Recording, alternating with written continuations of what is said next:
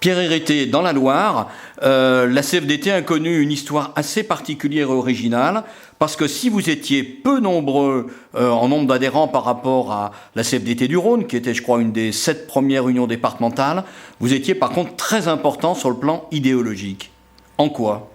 Alors, je crois d'abord que le taux de syndicalisation, c'est CFTC à l'époque, puis CFDT à partir de 64, était quand même très élevé. La population était moins grande que dans le Rhône, mais on avait un taux de syndicalisation très élevé.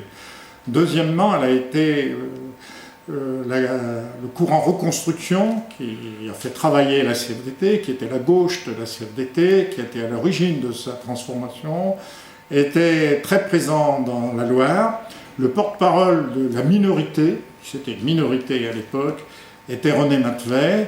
Et l'un de ces intellectuels, on dirait intellectuel organique, puisqu'il n'est pas sorti de l'université, était Marcel Gonin. Mais j'ai aussi bien connu ceux qui m'ont marqué localement, puisque Gonin était à Paris quand j'ai adhéré. C'est André Garnier, qui après s'est investi à fond dans le PSU, tout en restant adhérent. Et puis Étienne Chauvet, qui a été, on peut dire que c'est lui qui a mis en place les régions et la région CFDT Rhône. Donc, rôle important de la CFTC et de la CFDT de la Loire au moment des évolutions de la CFTC vers la CFDT, mais aussi au moment héritier d'ailleurs de la résistance et au moment de la guerre d'Algérie. Tout à fait. Disons que nous ne sommes pas, enfin la gauche, CFDT, Reconstruction, ne sont pas les seuls héritiers de la résistance. Ceux que nous avons combattus dans la majorité confédérale, comme on disait à l'époque, disons la droite pour simplifier, ou les conservateurs, ceux qui voulaient rester CFTC, étaient souvent de grands résistants. Alors, la gauche n'a pas le monopole de la résistance, sauf en solo. Et c'est une des sources idéologiques. Il faut se rappeler que le programme du CNR a alimenté pendant longtemps la réflexion des partis de gauche, et que on voit l'ambiguïté. L'un de ses rédacteurs, c'était Georges Bidault. Alors le deuxième événement qui va fortement, il y en a eu d'autres, hein, les luttes sociales en particulier, mais qui va faire le tri, structurer les courants, c'est la guerre d'Algérie. Des résistants qui avaient combattu pour le CNR, qui étaient un peu l'honneur de la droite CFTC, hein, parce qu'ils avaient résisté, refusé Vichy. Certains vont se fourvoyer dans la guerre d'Algérie et vont suivre Georges Bidault, et nous savons que Georges Bidault avait adhéré à l'OAS et qu'il soutenait l'OAS. Tous ne l'ont pas fait, attention, mais on peut dire qu'il y a une dérive droitière qui va se développer par le refus de l'indépendance de l'Algérie. Alors que la gauche CFDT va beaucoup se distinguer dans la lutte pour la décolonisation en général.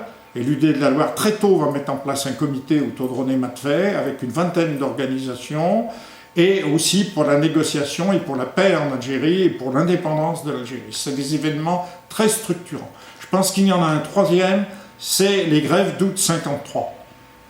En août 53, à la SNCF, au PTT de Bordeaux, des grèves démarrent et vont embraser tout le pays. Des trains vont être bloqués pendant une longue période, et dans la CFDT, on va accuser la direction, dans la CFTC, c'était encore la CFTC, on va accuser la direction confédérale d'avoir pactisé avec des ministres de droite et des ministres du MRP et d'avoir bradé la grève, et surtout d'avoir discuté, négocié dans le dos de ses adhérents et de ses militants. Il va y avoir un conseil national historique, et là, ceux qui étaient minoritaires vont progressivement basculer du côté de la majorité. Et pour la CFDT, sachant que la CFDT va vraiment naître en 1964. Donc la CFTC va se transformer en 1964.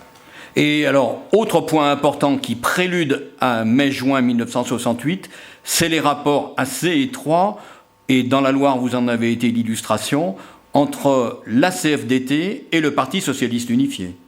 Alors, tout à fait, en ce qui concerne Chauvet, Garnier, qui sera un des leaders nationaux, on oublie un peu, du Parti socialiste unifié, mais ce n'est pas vrai de tous les militants. Par exemple, nos copains de Firminy, qui pourtant étaient à Reconstruction, vont rester très distants par rapport au PSU. Ça va créer même parfois des frictions et des clivages, mais j'ai parfois sous-estimé l'importance, pour le meilleur et le pire, qu'avait notre adhésion au PSU.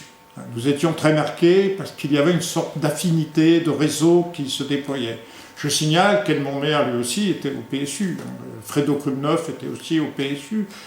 Gilbert Declercq, le leader nantais, non, il a été au PSU, mais il a adhéré, comme Gilles Martinet, assez vite à la Fédération de la gauche socialiste. Mais enfin, beaucoup de leaders, ou de responsables locaux comme moi, étaient adhérents au PSU. Ce qui conduit, quelques jours avant le début des événements de mai-juin 68, tout au moins dans les usines, à un important colloque ici, socialiste, où on reparle entre autres de l'autogestion à Saint-Étienne. Tout à fait. Dans le prolongement d'un grand colloque, dit colloque de Grenoble en 66, Étienne Chauvet va lancer, avec l'appui du comité d'organisation, et en lien avec le PSU de la Loire, Marc Bouchardot, André Garnier, etc., un colloque sur l'autogestion. Ça sera une vision tout à fait prémonitoire, puisque ce colloque va se dérouler le 1er mai 68. Le 30 avril et le 1er mai, il était sur 2 jours. Nous aurons des syndicats yougoslaves, Marcel Gonin, Fredo Krumnoff, de nombreux responsables nationaux, locaux et régionaux, bien sûr, des copains de Lyon, bien entendu. Et nous aurons aussi un représentant de Mitterrand, que ça peut paraître curieux aujourd'hui, et c'était Mermoz.